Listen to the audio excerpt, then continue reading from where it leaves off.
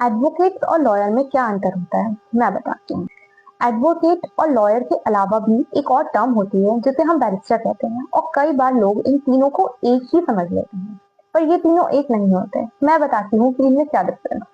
First, lawyer, जिसने law की पढ़ाई की हो, 3 इयर्स या 5 इयर्स की पढ़ाई की हो, डिग्री ली हो, जिसके पास सिर्फ डिग्री हो, और जो दूसरों को लीगल एडवाइस दे सकता हो, पर कोर्ट के अंदर किसी को रिप्रेजेंट नहीं कर सकता, किसी का केस नहीं लड़ सकता, तो वो लॉयर कहलाता है। सेकेंड, बैरिस्टर, अगर किसी ने यूके या साउथ अफ्रीका से लॉ की डिग्री ली है तो वो बैरिस्टर कहलाता है। इसका एक टर्मली डिफरेंस होता है, मीन्स एंड पावर। इसकी पावर लॉयर जैसी ही होती है।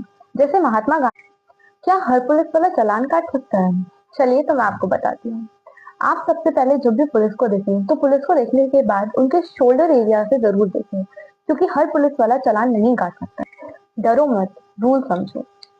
अगर उनके शोल्डर पर कोई भी स्टार नहीं है, इट मीन कि वो एक कांस्टेबल है और वो चालान नहीं काट सकते। चालान काटने के लिए मिनिमम एएसआई रैंक होना जरूरी है, जिसमें पुलिस वाले के शोल्डर पर एक स्टार होता है। इसके अलावा मोस्टली पुलिस वाले कार या बाइक की चाबी जबरदस्ती छीन लेते हैं। अगर आपके साथ भी ऐसा होता है तो आप उनकी वीडियो बनाकर उन्हें ये करने से रोक सकते हैं, क्योंकि ये एक इलीगल प्रोसेस है। जबरदस्ती कार या बाइक की चाबी निकालने पर किसी भी पुलिस वाले पर बीएनएस सेक्शन।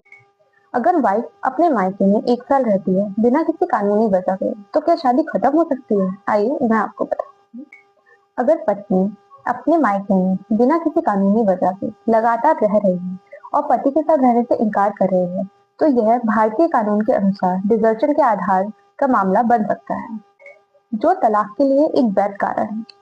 इस स्थिति में पति हिंदू विवाह अधिनियम की धारा 9 के तहत पारिवारिक न्यायालय में याचिका दायर करके पत्नी को वापस बुला सकता है या तलाक के लिए आवेदन दायर कर सकता है। पति अपनी पत्नी को एक लीगल नोटिस भेजकर वापस बुला सकता है और उसे अपनी स्थिति स्पष्ट करने का मौका दे सकता है। वह वैवाहिक अधिकार की। अगर हस्बैंड जेल चला गया है और मेंटेनेंस नहीं देता है, तो क्या जेल जाने के बाद मेंटेनेंस का पैसा माफ हो जाता है? आइए मैं आपको बता।